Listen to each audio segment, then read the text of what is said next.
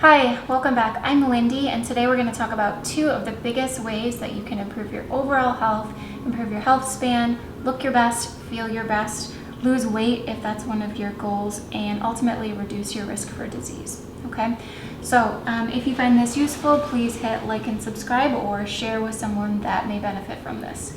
Okay, so the first thing that we're going to talk about is avoiding that ultra-processed food and eating real food. Okay, so what is ultra-processed food and where do you find it? Well, ultra-processed food is that stuff that's in the center aisles of the grocery store.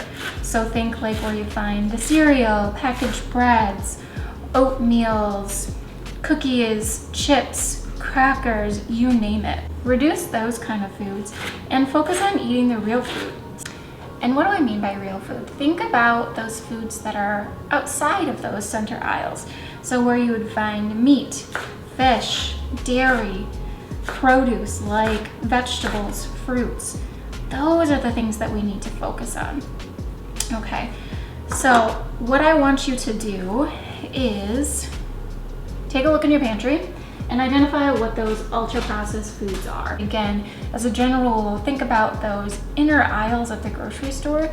Those are typically where those foods live that we want to avoid, that are contributing to those modern diseases across the globe, such as obesity, type 2 diabetes, cardiovascular disease, and even things like dementia. So things that we're all trying to avoid, or things that maybe you have one of those or several of those and you're trying to reverse it, okay? And making changes through diet and lifestyle is a great way to do that. Okay, so back to what I want you to do today. Take a look in your pantry, take a look in your fridge, and I want you to identify those ultra-processed foods, and if you're willing to, get rid of them today. Instead, I want you to focus on that real food. What I want you to do is, I want you to think about the proteins that you like, okay? Why proteins? Well, protein helps keep us really full. And if we're full or satiated, we are less likely gonna wanna grab snacks, which are usually, again, processed foods. Those snack foods that we think of, at least here in America, are generally not that good for us, and they're really highly addictive, and they're created to be that way, okay? The more we eat, the more those big companies make, and it's just not good for our health. So today, I want you to make a list of the proteins that you really like, these satiating foods. So my list might look like different types of beef. I really like ground beef because it's generally affordable and it's really versatile. So I cook a lot with that. Steak, if it's on sale and in your budget, there are different cuts of steak. It doesn't matter, you can find what you like. Of course, I love eggs. Those are a great source of protein, and hopefully they will become more affordable again. They're not right now, but I still eat them. Plain Greek yogurt is great. I really like to top plain Greek yogurt with things like berries. Other sources of protein, I like fish.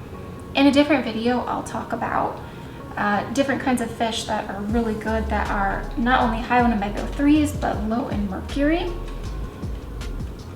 Okay, and then I also like chicken. Sometimes I eat pork.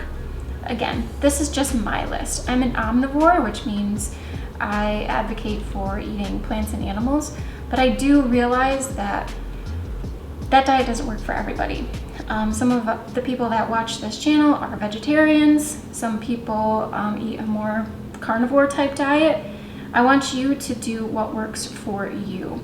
For me, I like to eat meat, low starch vegetables, berries, and then dairy to tolerance, okay? All right, so make that list of the proteins that you like, because again, those are the foods that are gonna keep you really full. So not only does protein keep us full or satiated, it helps build strong, lean muscle mass, which is that second biggest lever that we're gonna talk about next with resistance training. So identifying the type of protein that you like and is in your budget is really key. And then next, let's talk about the second biggest lever for improving your overall health, and that is resistance training or strength training, okay? If you are new to the strength training world, it can seem really intimidating, but it doesn't have to be, okay? In the next couple of weeks, I'm going to be sharing other videos that are more focused on what you can do to strength train at home or strength train at a gym if you have access to one. Okay, strength training is huge because not only does it help us build lean muscle mass, which we all want because that's that body recomposition or looking toned, if you will. How do we get there? Well, we have to build that muscle mass and we have to focus on a real foods diet, which was what we talked about in step 1. So strength training, it helps build that lean muscle mass, increases your resting metabolic rate. So what that means is even if you're at rest, your body is burning more calories because it takes more energy to maintain that lean muscle mass than it does your fat storage. So this is really cool. So that time that you do invest in a strengthening program, and that can look different for everybody, that is going to work for you even after your workout, okay? So again, this is gonna help you feel good. It's gonna help you sleep better at night. It's gonna help you look better. And in our earlier decades, think 20s, 30s, 40s, 50s, 60s, this is when we should really be putting on that lean muscle mass because it does get harder as we age. And we're finding that muscle mass is the currency of longevity. It's what keeps us as independent as possible as we age. And I haven't met too many people that don't want to hold on to their independence in their 70s, 80s, 90s, or even those early 100s, if we're lucky to make it that far. So you get a lot of bang for your buck through strengthening, and it's time friendly, right? Like, I love walking.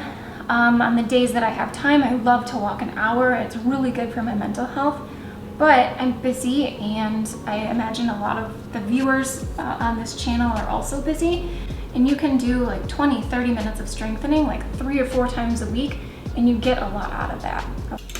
So again, those 2 huge levers to pull for improving your overall health are cutting out or avoiding that ultra-processed packaged food, focusing on those real foods, so meat, fish, eggs, dairy to tolerance, low-starch vegetables, berries, etc. Okay, look at some of my other recipes for ideas on this. And then the second one is resistance training or strength training. So making your body strong, building that lean muscle mass so that your body works for you even when you're at rest. I promise you, these things make you feel great. Once you start doing them and get into the habit of it, you're not gonna wanna give it up. Again, these small little changes, they really build up, and over time, it just becomes your lifestyle and something that you do without even thinking about it. I will be here to guide you through that resistance training and strength training in future videos. Or if you want to start right now, there's plenty of other great ones on YouTube. Search strength training, resistance training at home or in the gym. And if you're new to this, choose something that's made for beginners.